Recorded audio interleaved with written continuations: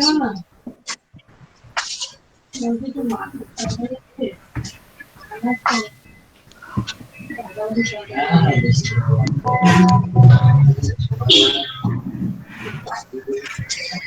evening.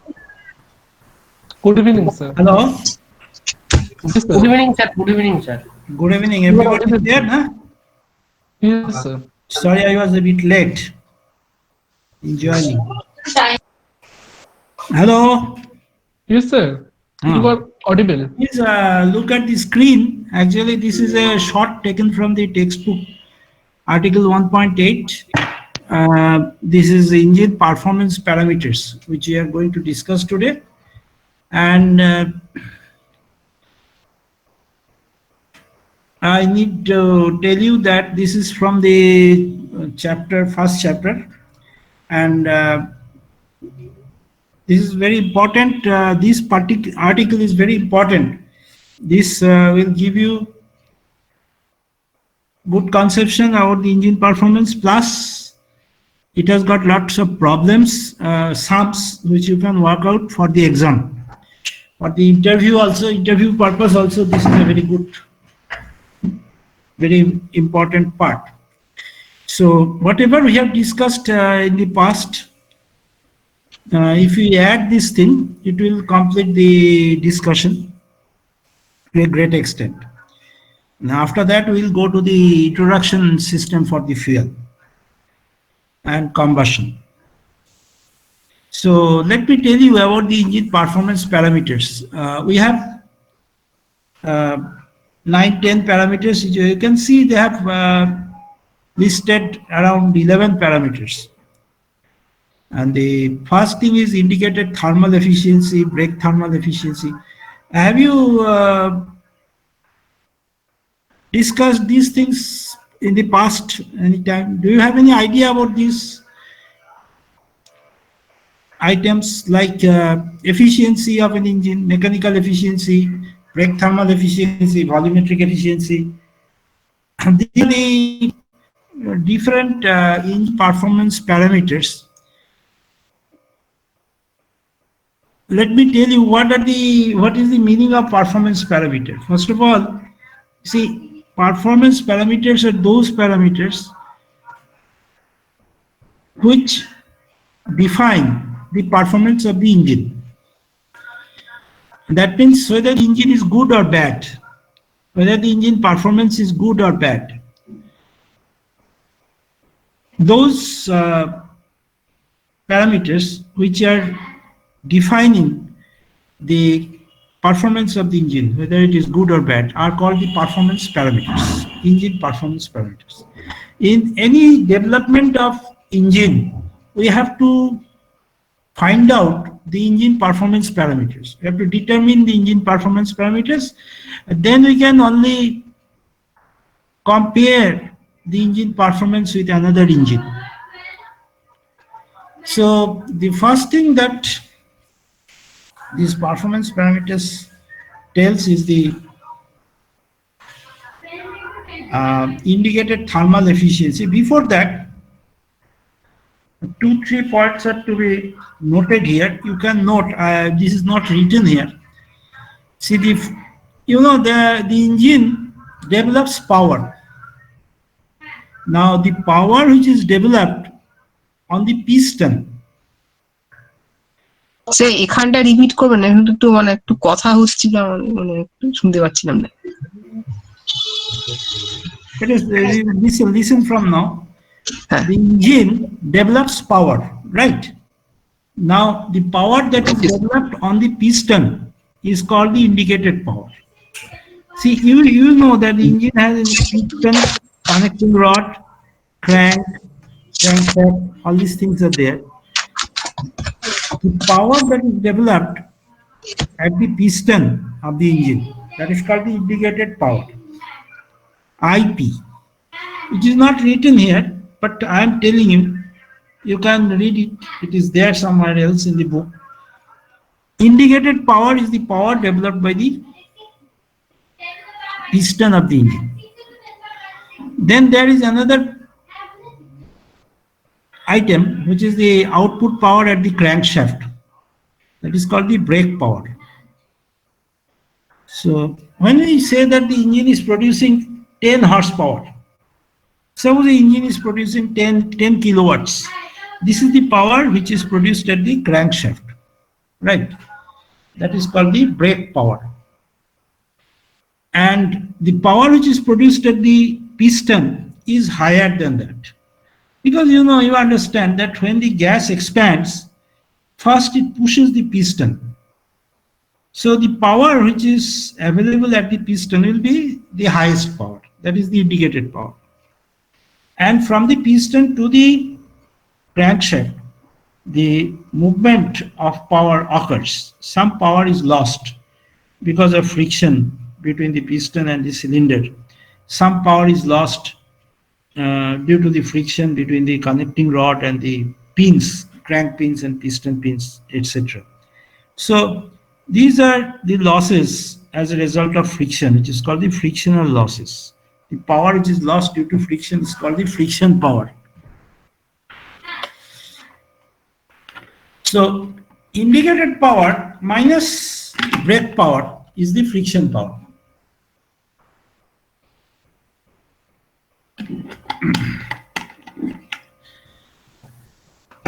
This thing you can note somewhere, you just keep a note of it. So three kinds of power are there, out of which two are outputs, one is the loss. Two output powers are engine power, indicated power and brake power.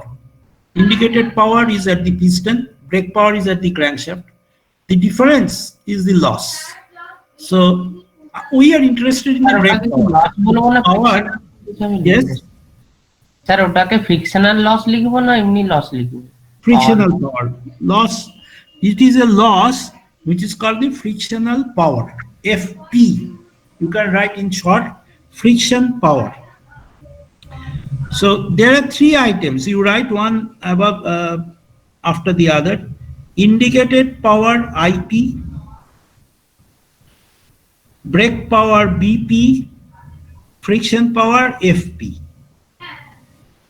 And you write IP is equal to BP plus FP, or indicated power is equal to brake power plus friction power.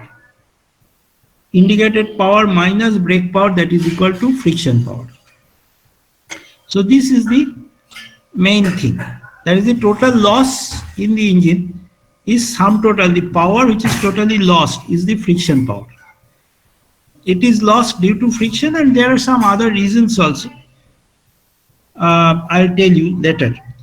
But the total loss is friction power. Total power produced in the piston is the indicated power.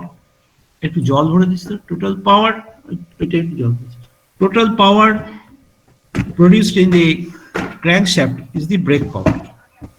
So this part having been done, now we come to the indicated thermal efficiency, brake thermal efficiency, mechanical efficiency, volumetric efficiency, relative efficiency, all these terms.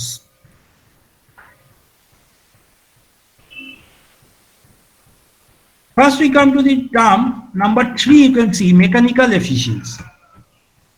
Well, I'll discuss that term first.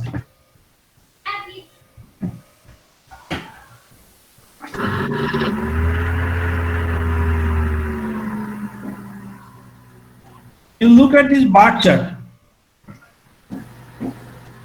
Energy distribution, figure 1.15.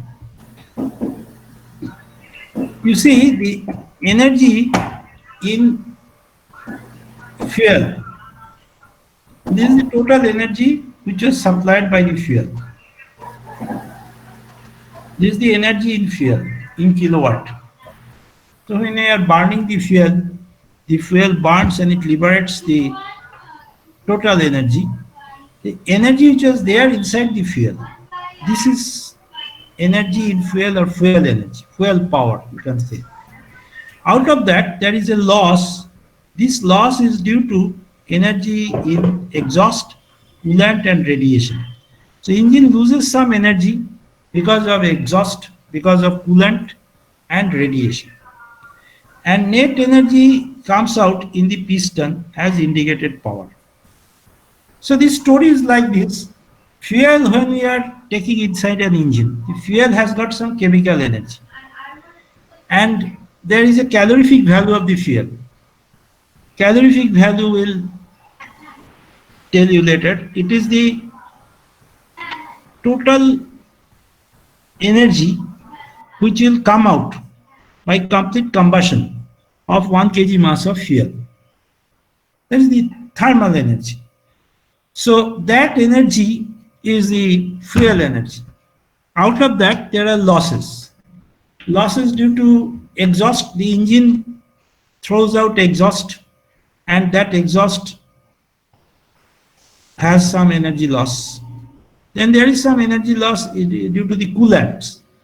So the engine becomes heated. We have to cool the engine.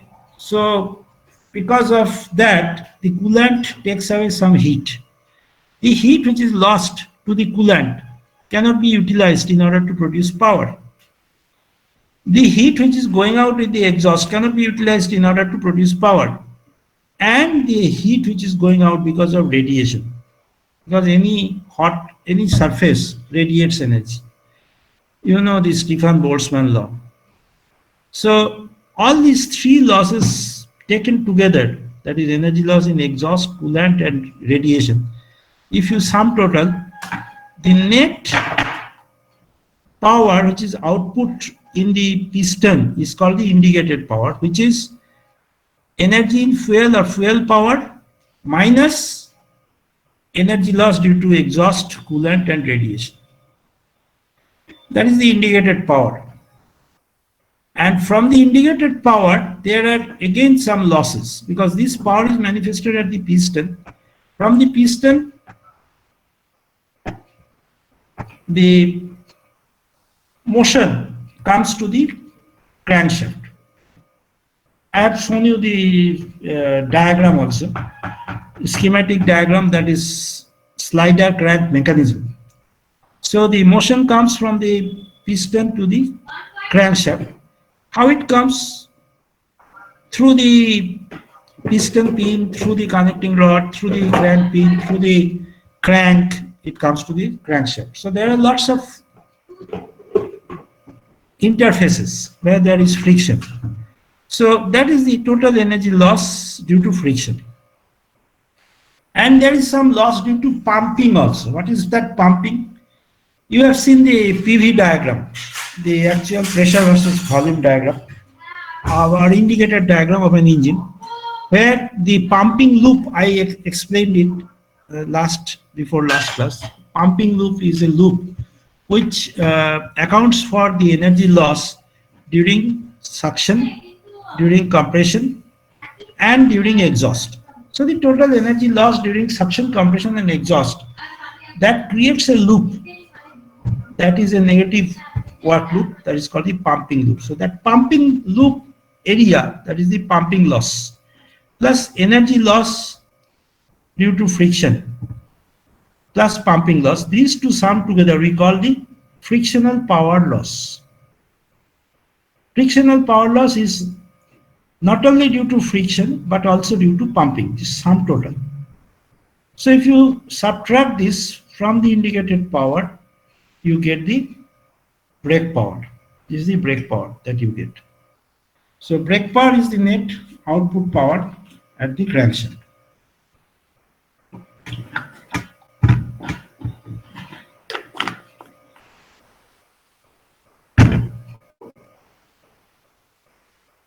Now, based on this idea, we are defining three things. One is the indicated thermal efficiency, is the efficiency. Efficiency is a ratio between output and input. What is the output? Indicated power is the output. If you consider indicated power, that is the power which is coming out at the piston, that is the indicated power. Divide that by the total energy available in the fuel. That means this energy, this power divided by this power. That gives you the indicated thermal energy. Then, so thermal energy is basically the ratio between power output and fuel energy. That is the thermal energy. Now, the power output can be of two types. One is indicated power, another can be brake power. If it is indicated power by the fuel energy, indicated power by fuel power, it is the indicated thermal energy, indicated thermal efficiency. And if it is the brake power by fuel power, then it is called the brake thermal energy. Brake power is this much. And fuel power, or the power which is inside the fuel, which is burnt, is this. So this ratio is called the brake thermal efficiency. And there is another term which is called mechanical efficiency, which is the ratio between brake power and indicated power. That is the ratio between the brake power and indicated power. Both are outputs, but this is the harnessable power from the crankshaft, and this is the power which is coming at the piston. The ratio is the mechanical efficiency of the engine. The potential and electric field. So indicated thermal efficiency is the ratio of energy in the indicated power, IP, to the input fuel energy in appropriate units. So indicated thermal efficiency is IP in kilowatts by energy in fuel power per second in kilowatts. That is mass of fuel which is burned per second in the engine multiplied by calorific value of fuel. That gives you the energy in fuel per second in kilojoules per second. And the energy which is coming out from the piston is IP. So if you divide, take a ratio, you are getting the indicated thermal efficiency. Coming to the brake thermal efficiency, from the bar diagram also you have seen, that is the ratio of energy in the brake power, BP, to the input fuel energy in appropriate units. Brake power divided by mass of fuel consumed per second into calorific value of fuel. That is the brake thermal efficiency. Then we come to the mechanical efficiency, brake power by indicated power. Brake power, that is the delivered power at the crankshaft, to the indicated power, that is power provided to the piston. So BP by IP. So BP by BP plus FP. What is FP?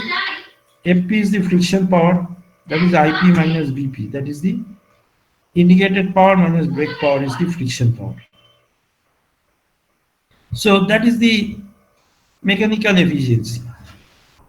Mechanical efficiency can also be defined as the ratio of the brake thermal efficiency to the indicated thermal efficiency. Now this definition comes from here. We have got relations for indicated thermal efficiency and brake thermal efficiency. If you divide brake thermal efficiency by indicated thermal efficiency, so you get VP by IP. That is the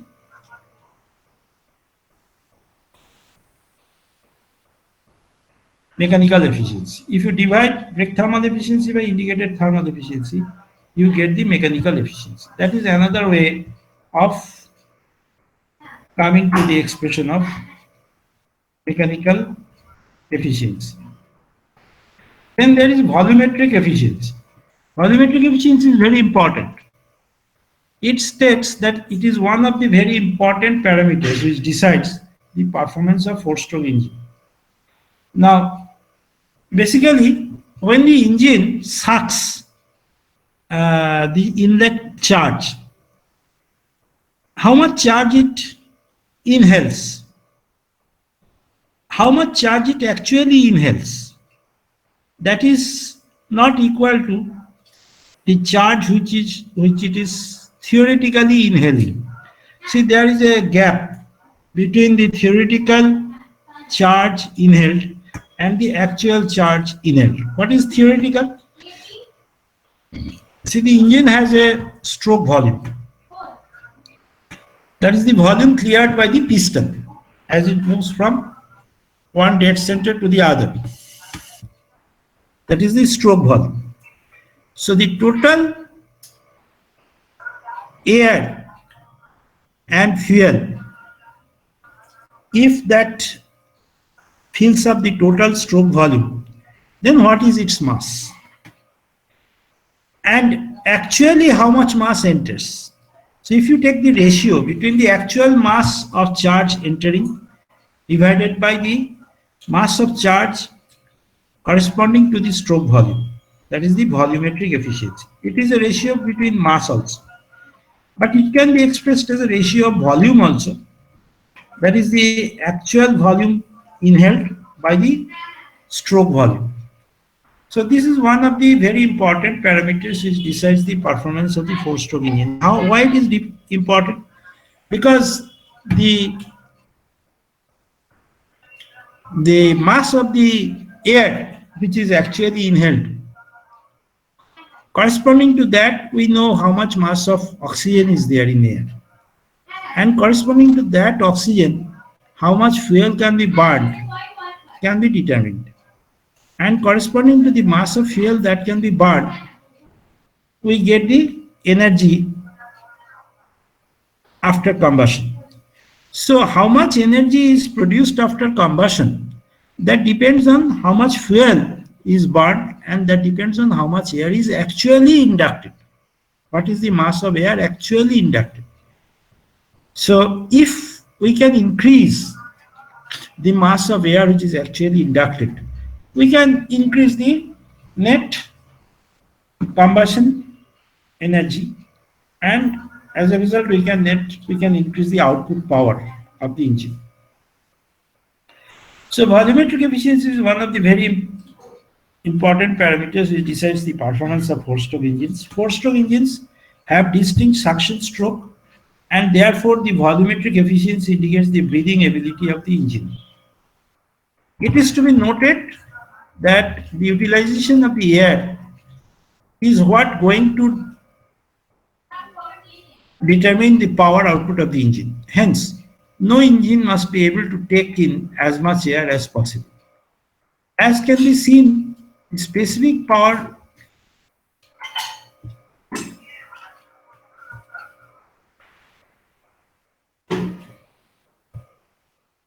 so the volumetric efficiency, I think you can understand.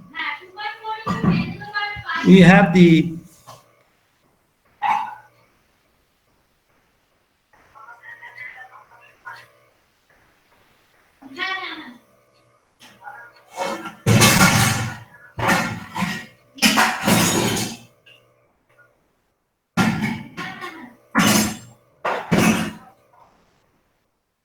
here you can see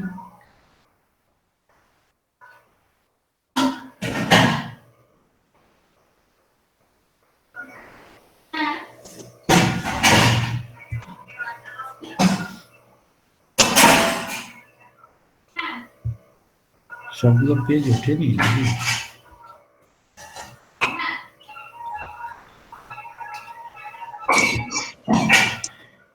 Just a minute, I'll just shuffling through the pages. Okay. Something is missing here.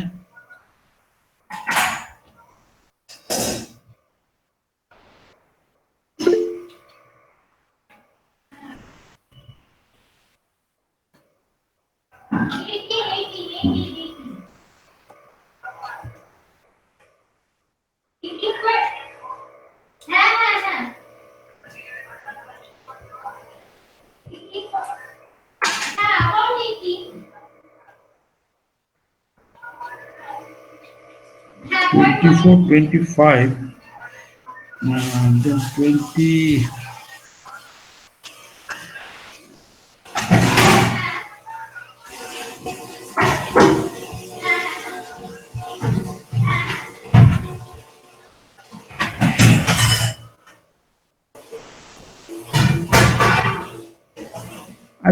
One thing I'd like to tell you is that two pages are missing somehow while taking the photograph. You can write it under the volumetric efficiency. You can write, I'm coming back to volumetric efficiency.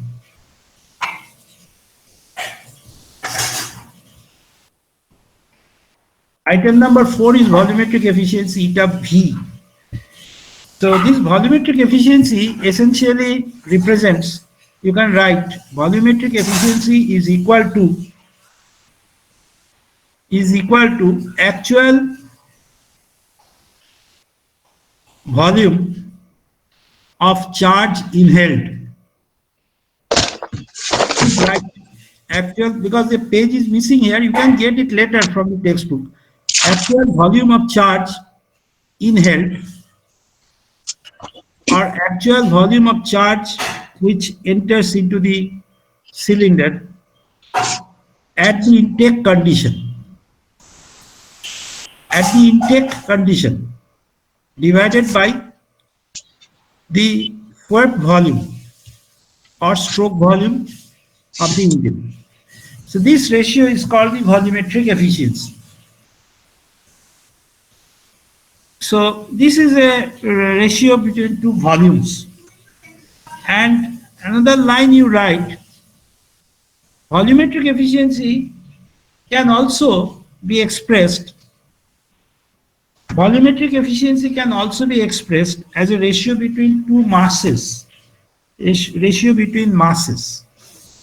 The previous relation which we told, that volumetric efficiency is equal to the ratio between the actual volume of charge inhaled at the intake condition divided by the swept volume or the stroke volume of the engine.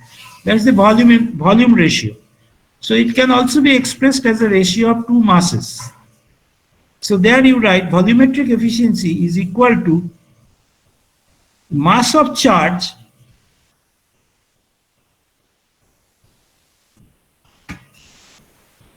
actually inducted into the engine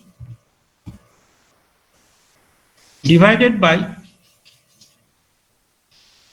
mass of charge actually inducted into the engine divided by mass of charge corresponding to the stroke volume. Mass of charge corresponding to the stroke volume at the intake condition or inlet condition of pressure and temperature. At the inlet condition of pressure. repeat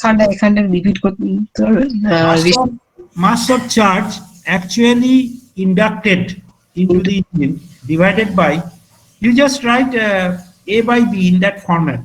In the numerator you write mass of charge actually inhaled or inducted into the engine divided by mass of charge corresponding to the swept volume or stroke volume at the inlet condition of the engine, that is inlet pressure and inlet temperature of the engine. Have you finished writing?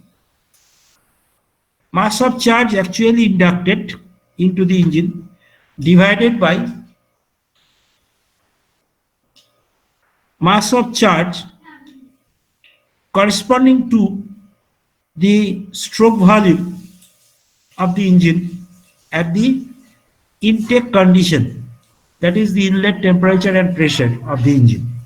See, basically what we want to tell you is that, see, the stroke volume of the engine, if it is actually filled up with the intake charge, then it would have some mass. That is the maximum mass that can be inducted. And the actual mass that is inducted is less than that. Actual mass that is inducted into the engine is either 90% or 80% or 85% or 98% or 95% of the theoretical amount or the maximum amount of charge that is possible to be inducted, provided the entire stroke volume is filled up with air. See, when the piston moves down during the suction stroke, the piston sweeps through the stroke volume, pi by 4 d square into L. But that much volume of air is not inducted. That is what we want to tell. The actual mass of charge which is inducted is less than the mass which would have inducted provided the total stroke volume is filled up with air. The ratio of these two is called the volumetric efficiency. So this volumetric efficiency should be high for an engine to be good, because if the volumetric efficiency is high, then the engine will produce maximum power output. Then the engine will consume more fuel, will burn more fuel, generate more energy after combustion, and from that, after losses, we will get more energy, more power produced. So these four efficiencies are very vital at any exam or at any problem sum. You will have to find out these values: indicated thermal efficiency, brake thermal efficiency, mechanical efficiency, and volumetric efficiency. Other than the indicated power, brake power, and friction power, indicated power, brake power, and friction power, the expressions are also given here. I'll tell you later. Next, item number 5. Sir, Effective efficiency or efficiency ratio. sir, sir, Item number 5. sir, one question, sir. Yes. Sir, if we use some kind of turbocharger or supercharger, is it possible to produce more volume of air than the actual volume Yes. that can be? It's possible. It is possible. See, Sir, then the efficiency will be greater than 1. No? no. I'll tell you. I'll tell you. Just a minute. I'll just find out the thing. Actually, we have lost 1 or 2 pages in between. That's why I'm trying to find out which.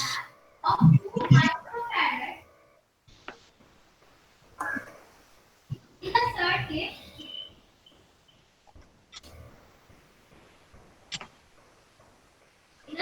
Relative efficiency page is lost. No, I'll tell you, no problem. across a potential difference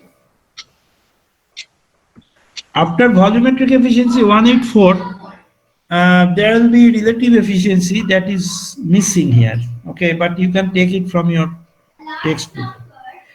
Now, first of all, I'll answer your question. You see, when you talked about turbocharger, what is a turbocharger? What it does? It is basically a supercharger.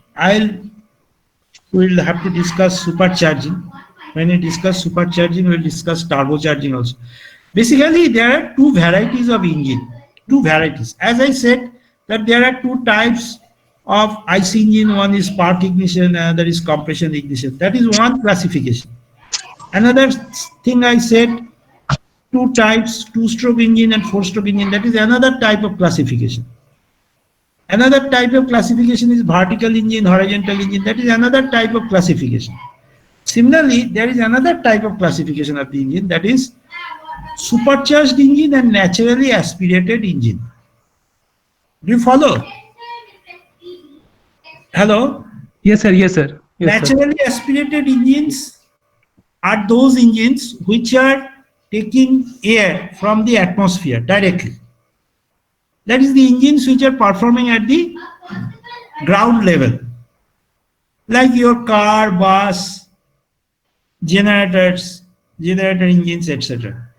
These engines are suction, their suction is from the atmosphere.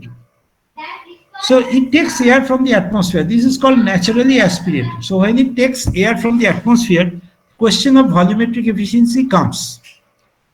That means when it takes air from the atmosphere, the stroke volume is the maximum volume of air that it can suck. And the mass of the air at the intake condition, which fills up the stroke volume, That is the maximum mass of air that the engine can suck during suction. But actually how much volume it is able to suck, actually how much mass of air it is able to suck, that thing is less. There comes the concept of volumetric efficiency. It is the ratio between the actual mass inhaled by theoretical mass which it could have inducted. So that is the volumetric efficiency. Now, when you talk about the turbocharged engine, the turbocharged engine is a kind of engine which does not take its air or charge from the normal atmosphere. In the turbocharger, it is basically a compressor sort of thing. So first of all, air is going into the turbocharger. It is not going into the engine directly. It goes into the turbocharger which is sitting before the engine. See, the engine is there, it has an intake manifold. On that intake manifold, before the engine, the turbocharger is there. The turbocharger, first of all, receives air from the atmosphere and it compresses the air, thereby increases the density of air. When it increases the density, so more mass of air is packed within less volume, smaller volume. That is called the density increase. So from the exit of the turbocharger, the air is going to the suction of the engine. So when the engine sucks, during the suction stroke, it is sucking the air from the output of the turbocharger. Do you follow? Yes, sir. So if you consider the volume of air which is actually it is sucking, the density of that air is pretty high. So the mass of the air that actually is inhaled after the air has come out through the turbocharger is very high. So that much air will burn more amount of fuel, that will produce more thermal energy after combustion, and after losses it will produce more amount of power.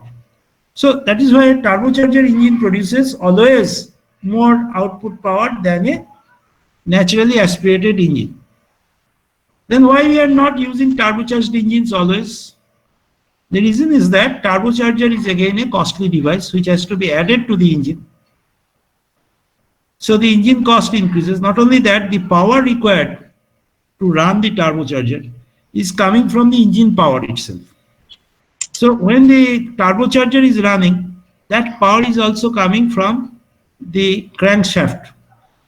So that means effectively it is reducing some output of the engine. So that's why how much power will be actually increased at the output, that depends on the actual operation of the turbocharged engine.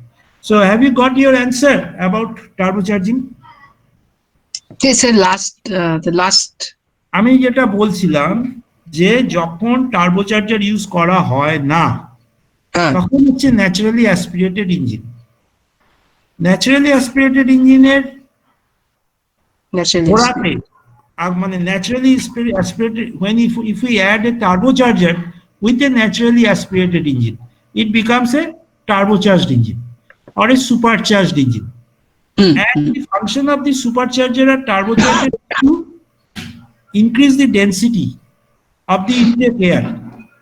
So it takes air from the atmosphere at the atmospheric condition, and at the output of the turbocharger or supercharger you get compressed air. That compressed air now enters into the engine. So that is why the engine produces more power. But again, some of that power is lost in running the turbocharger itself. So that is the real story. That will come to it later. We were discussing about volumetric efficiency. After that, relative efficiency. Let us come to that. Item number 5. What I was asking that does this actually increases the volumetric efficiency using turbocharger or supercharger? Now, turbocharged engine. See, the concept of volumetric efficiency is about the engine only. how much how much volume of air the engine is actually inducting compared to its theoretical volume. How much mass of air the engine is actually inducting compared to the theoretical mass. That is the volumetric efficiency. And the volumetric efficiency compounded with turbocharger efficiency is a different thing. That is not volumetric efficiency. Volumetric efficiency is the ratio between the actual volume inducted by an engine divided by the theoretical volume that the engine is inducting, that is the stroke volume, that is the volumetric efficiency, or the actual mass inducted by the engine divided by the maximum mass that the engine can induct corresponding to its stroke volume at the intake conditions. That definition understood, is sir. intact. That is about the engine only. But when we are adding a turbocharger sir. with it, or when you are adding a supercharger with it, with the addition of supercharger or turbocharger, the total output of the engine increases. That is one thing, but it doesn't add to the volumetric efficiency. You understand? Understood, sir. Understood. Yes, sir. Yes, sir. Okay. Yes, sir. Come to the relative efficiency now. Relative efficiency, point number 5. Relative efficiency is the ratio between, you can write, thermal efficiency divided by air standard efficiency. Please write, relative efficiency is thermal efficiency divided by air standard efficiency.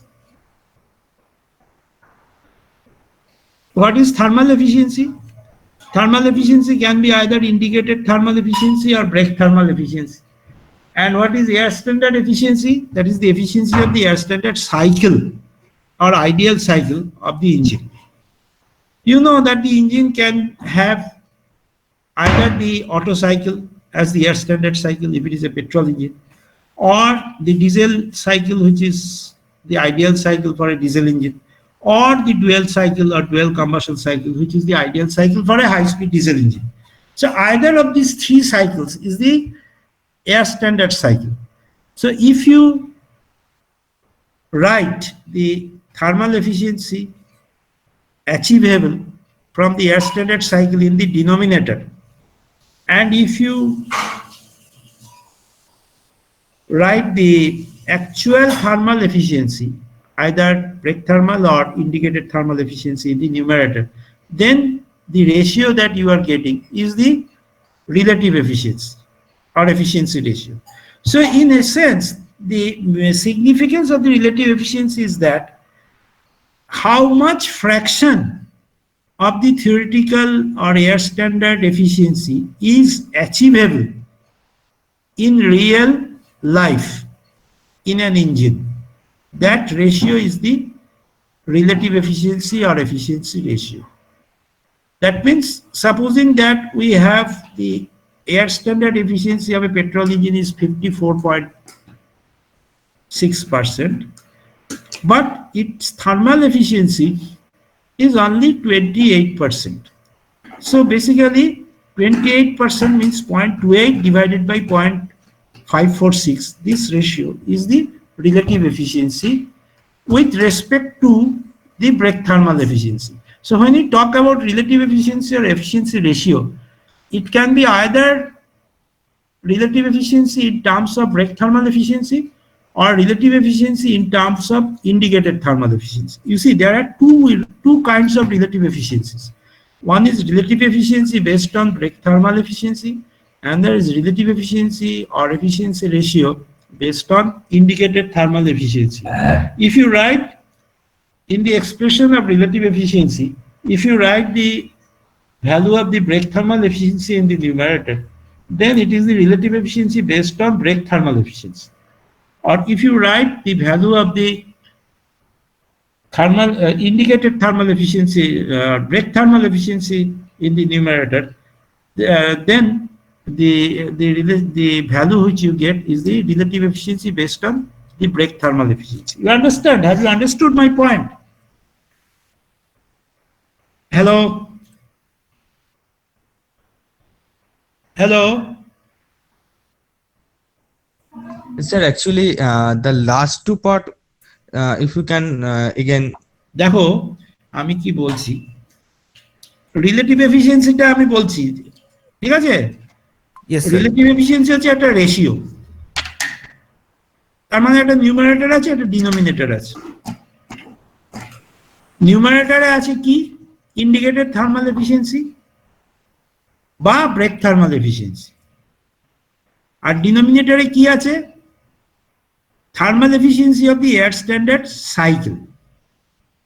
অর্থাৎ যে ইঞ্জিনটার relative efficiency আমি বার করছি, the engine for which we want to determine the relative efficiency, for that engine there is an air standard cycle.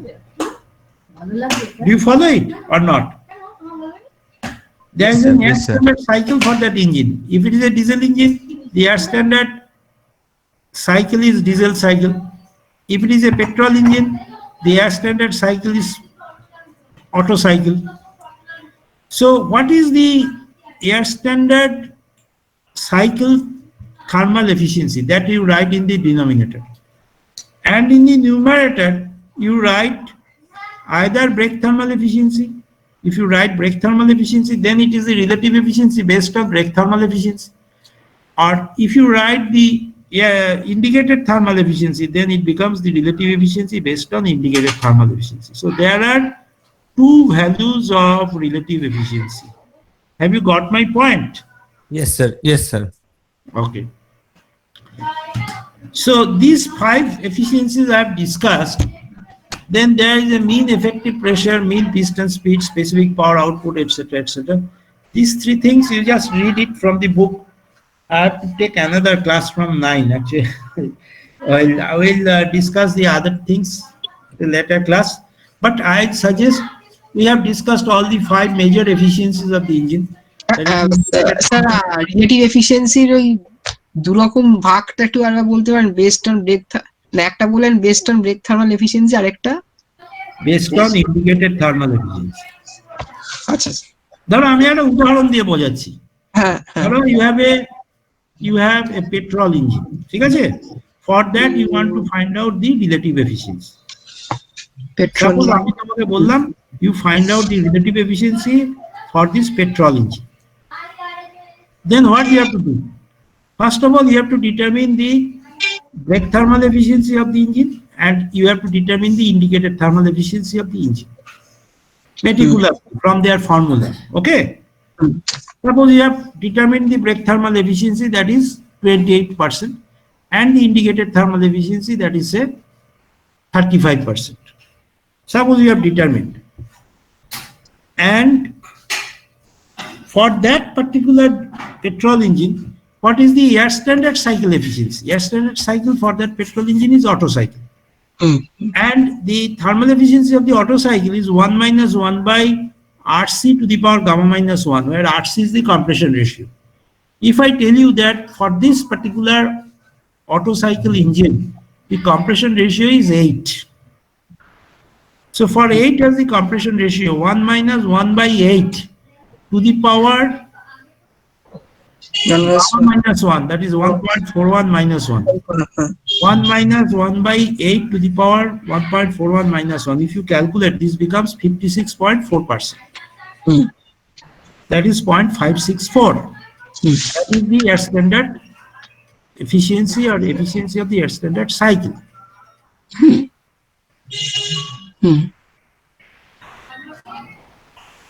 Okay Hello? Yes sir yes sir sir শুনতে পাচ্ছি sir. হ্যাঁ, আচ্ছা, তুমি পাঠিয়েছো তো, আমি যা ঢুকছি তোমাদের ওটাই ঢুকছি, এই আগের ক্লাসটা একটু। Yes, sir. হ্যাঁ Sir, I have a question that in some big trucks, I have seen a term that is turbo intercooler. Can you tell me what is that? I mean, after turbo, turbo intercooler. Yeah, that is a different thing. That is not a turbo supercharger. Turbo intercooler is basically a heat exchanger. You see, the supercharger, which takes in air from the atmosphere and compresses the air, at the exit from the supercharger, the air is at a high pressure and a high temperature, because any compression process on a compressible system like air, which is a compressible system, if you compress air, it becomes hot, number one, that is its temperature increases to a great extent, and also it comes out at a high pressure. Do you follow what I am saying? So at the exit from the supercharger, air is very hot and also it is at a high pressure. Then this output air is passed through an intercooler. This intercooler is basically a heat exchanger where that means there are two fluids in the intercooler. Two fluids. One is a hot fluid and there is a cold fluid. The hot fluid is the output fluid from the supercharger. That is the hot fluid that enters into the intercooler and comes out through some other end. So, and the cold fluid is atmospheric air. The atmospheric air, or it may be some other cold system also. So this heat exchanger, this is an intercooler, which we call an intercooler. This intercooler has two fluids exchanging heat. One is the hot fluid coming out from the turbocharger. It loses its heat, loses its temperature, but it does not lose its pressure. The intercooler is designed in such a way that the turbocharged fluid which enters into the intercooler does not lose much of its pressure. But because we do not want that it loses its pressure, but we want that the air should lose its temperature. Why? Because when it loses the temperature, its density also increases. Because of the increase in pressure, its density has increased and temperature also has increased. If we can now, keeping the pressure same, if we can reduce the temperature, then the density will further increase. And what we want? We want the high density air to be inhaled by the engine. So prior to the entry into the engine, there is a turbocharger, then there is an intercooler. This intercooler is after the turbocharger, lying on the output line of the turbocharger, and in the intercooler, there are two fluids. One fluid is coming, which is the output fluid from the turbocharger, goes through the intercooler. At the exit from the intercooler, it comes out and then it enters into the engine. And the other fluid, that is the cold fluid in the intercooler, is the ambient air. Is that okay? Sir, so that there is also. Can we? Hello? I can't get you. Hello? Suman কিছু বলবে sir? Suman কোথা চলে গেল? হ্যাঁ? সুমন কিছু সিলেবাসের ব্যাপারটা কি একটা বলবি বলছিলি, বল। বল। Sir, can you consider me some time?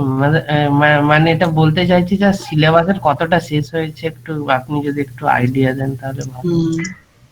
আচ্ছা, একটা কাজ করো, শোনো, আমার এখন আবার আরেকটা ক্লাস আছে, বুঝেছো? আচ্ছা আচ্ছা আচ্ছা, ওকে। তোমরা এখন একটুখানি ওয়ার্কআউট করে যাও, আমিও ওয়ার্কআউট করে যাই, আবার আমি অন্য একটা ক্লাসে ঢুকে যাই।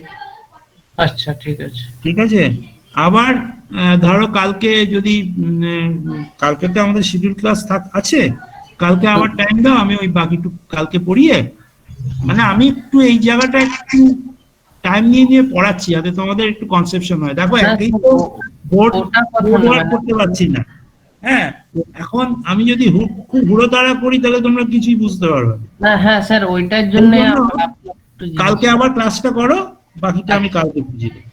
ওকে ওকে, থ্যাংক ইউ স্যার। হ্যাঁ হ্যাঁ স্যার